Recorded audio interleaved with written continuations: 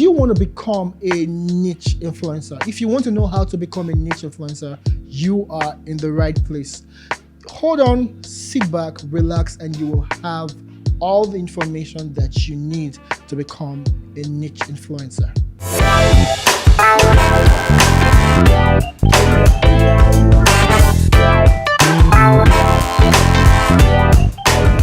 So welcome to the Viral Lagos podcast. This is where you get all the information you need about influencer marketing, how to grow your business in influencer marketing, how to become an influencer marketer, and how to get the best out of influencer marketing. On this show today, we'll be talking about how to become a niche influencer. And we have one of the best niche influencers in Lagos, Nigeria, UJU. Hello. Yeah. Hi, my name is Ju, behind Restaurant Critic NG. I'm a food influencer and a food critic in Nigeria and Africa and the world. Right. So whoever thought that at some point in this life that somebody will make a living out of talking about food? You know, I mean, if you talk about food so much growing up, so you like food too much, you should go study your books. But she just talks about food and she's just famous and she's rich from talking about food, right? I'm a foodie as well, as you can see, but I need to start talking about food so I can have how much money you have. You're whining them. Please, first of all, before you start influencer marketing, don't think that it's blood money. It can be blood money, sha, but don't come in with what he's saying, becoming rich, because there's blood you money are being misled. Some people end up living beyond what they can afford to do because they feel like, okay, one day, but sometimes it gets real, and you have to pipe down, and you have to be real with yourself every time. Right. But before we start this podcast, we've done it like 3 times already, but cheers. See, by the way, Uju is pro left hand. She made me use my left hand. It's not really comfortable for me. She's a left hand advocate. I'm a left hand advocate. I when I play like sports, I switch hands. Oh, you do? So you're ambidextrous. Yes. No book. So beyond being an influencer, tell us. I know that you are a boss lady. I mean, Uju runs a company. She runs different products. She has like different businesses that she does. Wow. And she has some shows that she runs. Then she works in a startup. Right? I don't work in a startup. You work. I work in one of the oldest organizations. No. But Nigeria. you work. You have so where you work is a startup within the organization, right? Well. Yeah. So an extension. So tell us all that. Come on, go ahead. Tell us all that. Okay. Yeah. So outside of everyday food influencing, I run a consulting company, a food consulting company, called the Tang Impact. So the aim of the Tang was, experiencing. I've always been very curious about the food industry, hospitality. So experiencing hospitality, experiencing the industry, and having first-hand, experience with the owners, the business, the people, the service people, the staff, and all of that. Made me realize that there were a lot of services that weren't being rendered in the food space, and so that was how the Tang came out. And so we are a consulting company that helps struggling and existing businesses to go about their issues, from staffing to marketing to creating food events. Right now we are working on the Tang website. It's supposed to be like a one-stop shop for everything you want to know about food. So it's news, sustainability, new packaging, new companies, if there's a tech app and all that in food, events, all of that. I think there'll be a new tech app in food very soon around. So I'm just putting it out there. So I'm building an app for a cafe that I just started out, right? So there'll be it's a laundromat and a cafe in Thomas Estate. You know Thomas Estate? Yeah, I grew up in Thomas Estate. Right. So we have like a physical office there, but we're building an app. So one person to say, hey, come pick up my clothes from the app. And I also want coffee while you're coming, right? Okay. Or I want pancakes, So maybe you guys will help us when No, of course we're aiming for it. Right. We're supposed to execute the campaign for a food app. But don't bill me.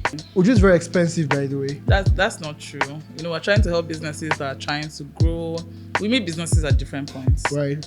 Of their needs. So and definitely, and we have different tiers for every single thing we do.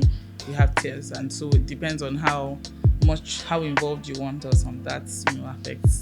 Okay, I'm sure there'll be something you guys can do for us. Small businesses and enterprises can now receive borderless payments from customers anywhere in the world. Skrape is a crypto payment gateway that allows businesses to receive payments globally with cryptocurrency. Skrape allows you to collect payments on your website and app through our decentralized engine and gives you the ability to receive payments instantly into any wallet provider of your choice. You can also create a payment link and receive instant settlements, avoid long settlement cycles, and sign up on Skrape today. Join thousands of other Skrape users and begin to enjoy speedy service. Skrape is your crypto payment buddy. How do I become a niche influencer? So how do I choose the niche, right? How do I know what niche is best for me? Why can't I just become a general influencer? Why is niche influencing an option? I've asked too many questions, but I know what you mean. So the thing about being a general influencer is like being a generalist in your career, because there's really nowhere somebody can call you a specialist.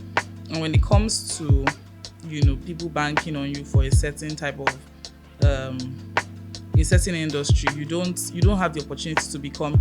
It takes you longer to grow. Yeah. When you are all over the place, it takes you longer to grow.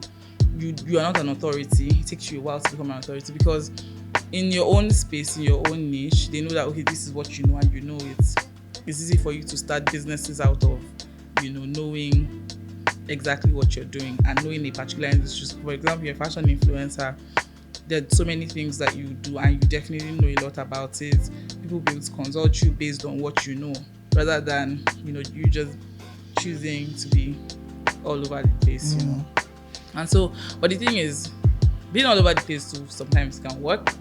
But like I said, if you want to grow, and you want to be able to even create a business out of influencing, most times it's easier to choose a niche, and it's easier to start to talk about something. Yes, something that you know about. It can even just be wine, and then every single wine tasting, all of that, of that you're consulted. Yeah.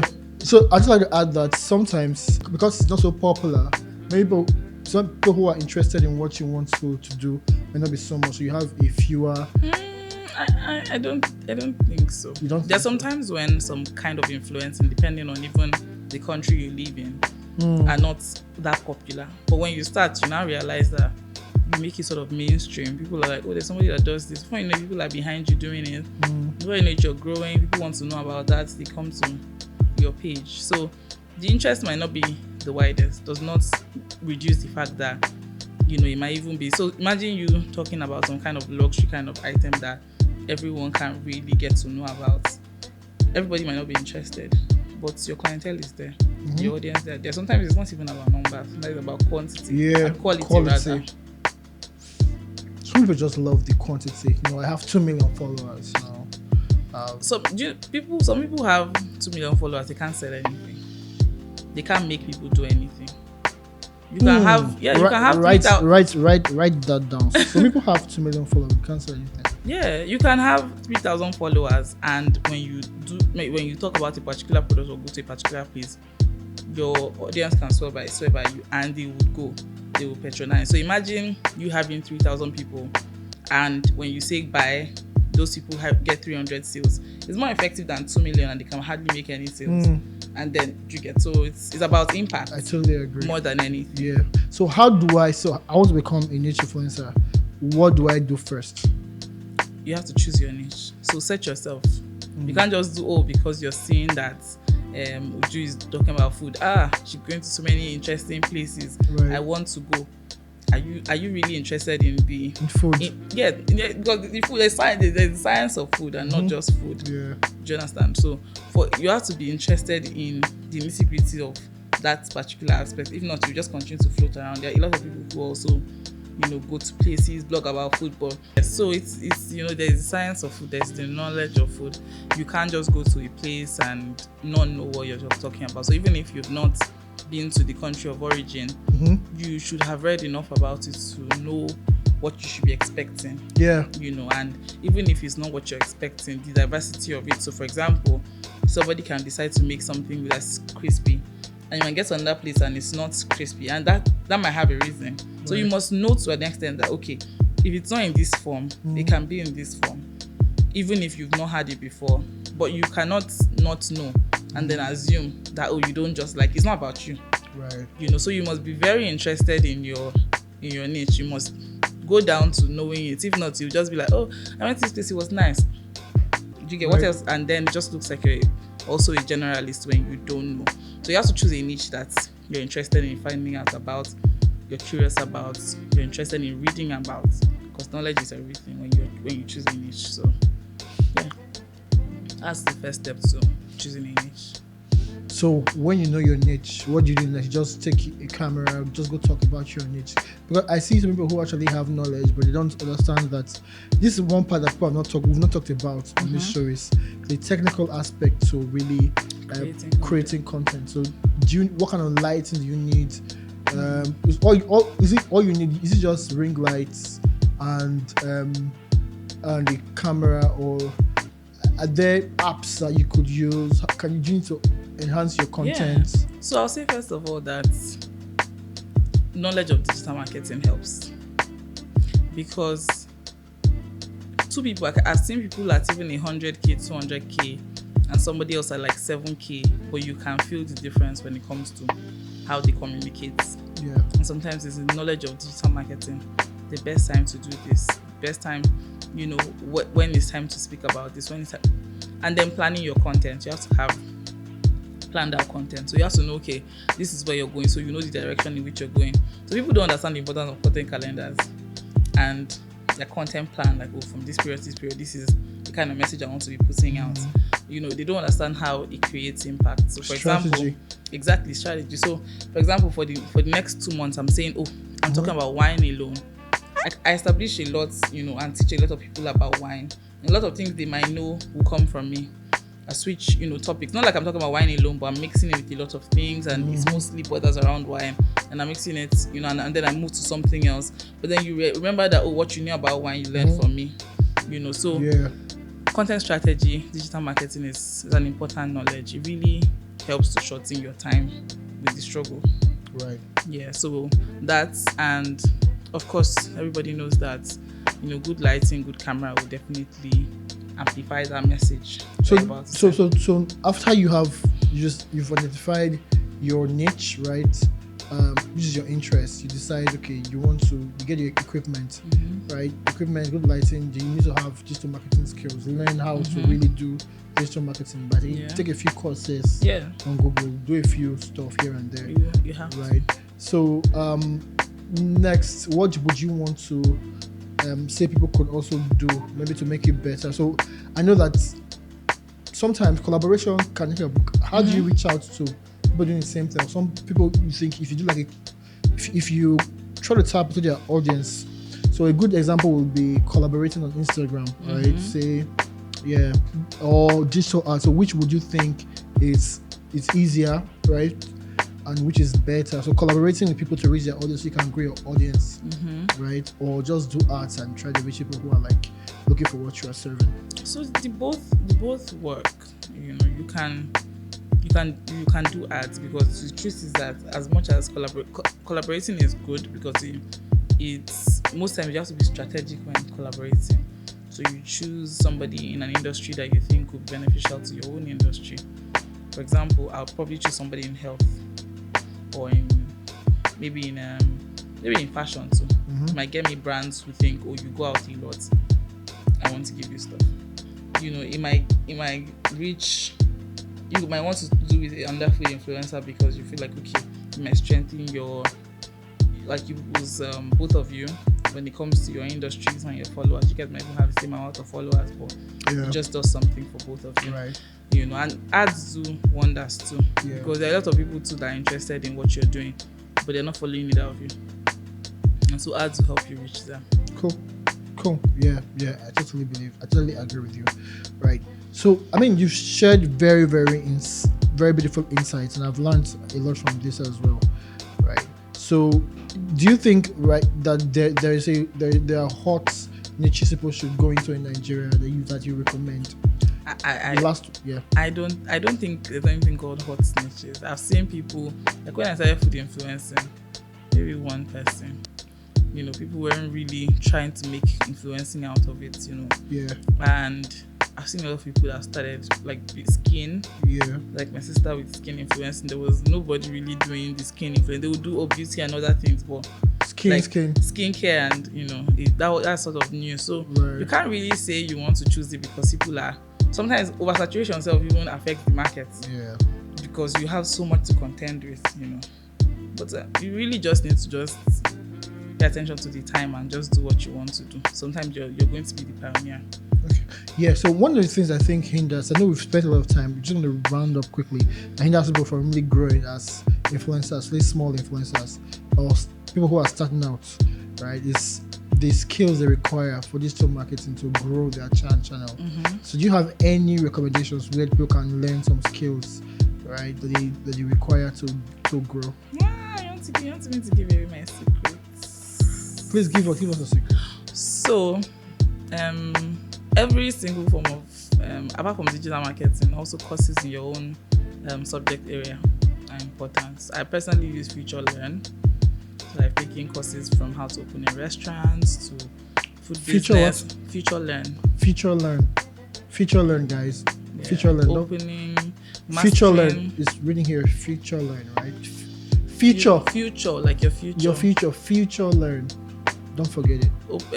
Mastering wine tasting, digital marketing, digital skills, web analytics, business, everything. Right. I've taken the most certifications from there because there are so many free certifications. At least maybe if I've done anything there, I've probably done. In fact, I've opened multiple accounts, maybe 20, maybe more than 20 or 25. Courses. At least. Wow. You have a very big brain. No. Well, when we see on Forbes, you can see that. Right. For now, yeah, it's struggling. It's true. No, it's not.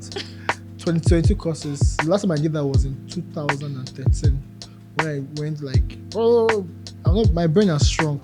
No, it's not shrunk. Anyways, so we should end this, right? But we'll be back and we'll talk about something more interesting. We want to talk about how influencers can, diversify what they're doing. So there's some influencers they start out and they're doing social media influencing, but the money is not coming in just like every other venture. Money doesn't come in really quickly, right? You need to grow it. So what do you do? So Uju will tell us about that. She will tell us about our relationship status. So stay tuned. It's a joke. See you guys in the next episode. One would think this is a skit. We are gonna have some fun. In the meantime, please like, subscribe, share, make a comment, ask me questions, right? We'll be sure to answer. Have a nice one, everyone.